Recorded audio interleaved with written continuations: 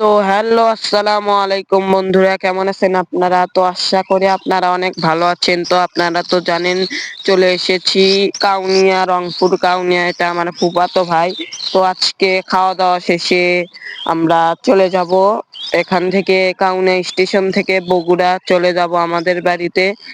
তো আপনারা দেখতে থাকবেন আমরা কি ট্রেনে করে যাই। তো দেখা হচ্ছে খাওয়া দাওয়া শেষে। তো বন্ধুরা, খাওয়া দাওয়া শেষ করে তো এখন আমরা বেরিয়ে পড়েছি রেল স্টেশনে যাওয়ার উদ্দেশ্যে। তো ভাবতেছি দোলন চাপা ট্রেনে করে যাব। তো আরো একটি সমস্যা হয়েছে, তো ট্রেনে আগে থেকেই টিকিট বুক করা লাগতো অনলাইনে, কিন্তু আমরা করিনি। মনে হচ্ছে টিকিট পাবো না। ট্রেনেও যেতে পারি, আবার হচ্ছে যে বাসেও যেতে পারি। তো আপনারা দেখতে থাকুন কিসে করে যাই। স্টেশনে এখন আমরা চলে এসেছি। তো এই যে দেখুন, কাউনিয়া জংশন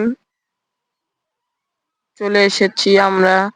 এখানে হচ্ছে আমরা ওই দোলন চাপা ট্রেনের জন্য অপেক্ষা করতেছি। কাউনিয়া থেকে বগুড়া যাব আমাদের বাড়িতে।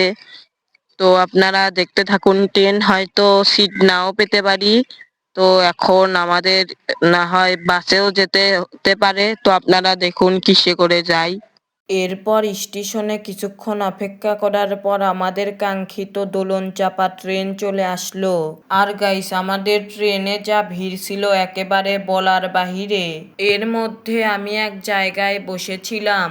তো এরপরেই আমাদের ট্রেনটা চালু হয়ে গেল।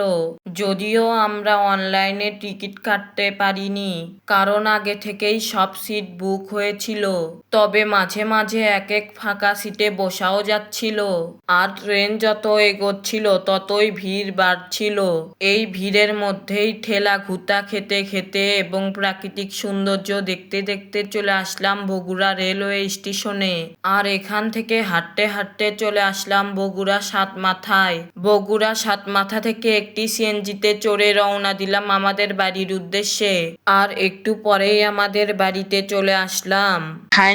ফাইনালি চলে এসেছি আমাদের বাড়ি বগুড়াতে। তো আপনাদের কাছে কুড়িগ্রাম সফরের ভিডিওটি কি রকম লাগলো অবশ্যই কমেন্ট বক্সে জানাবেন। তো সেই সাথে like, follow, comment, subscribe, share এগুলো করতে ভুলবেন না। পরবর্তী ভ্লগে দেখা হচ্ছে। আল্লাহ হাফেজ।